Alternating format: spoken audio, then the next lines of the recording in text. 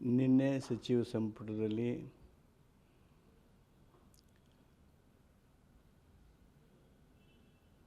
ಸಾಮಾಜಿಕ ಆರ್ಥಿಕ ಸಮೀಕ್ಷೆ ಬಗ್ಗೆ ಹಿಂದುಳಿದ ಆಯೋಗ ನೀಡಿರತಕ್ಕಂಥ ವರದಿಯ ಹಿನ್ನೆಲೆಯಲ್ಲಿ ಮತ್ತೆ ಮುಖ್ಯಮಂತ್ರಿಗಳು ಚರ್ಚೆಗೆ ವಿಷಯವನ್ನು ತೆಗೆದುಕೊಂಡಿದ್ದರು.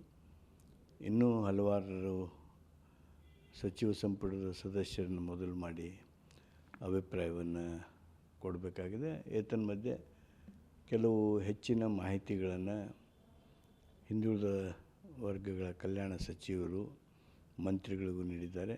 ಮುಂದಿನ ಸಚಿವ ಸಂಪುಟದ ಸಭೆಯಲ್ಲಿ ಈ ಕುರಿತು ಚರ್ಚೆ ಆಗಲಿದೆ.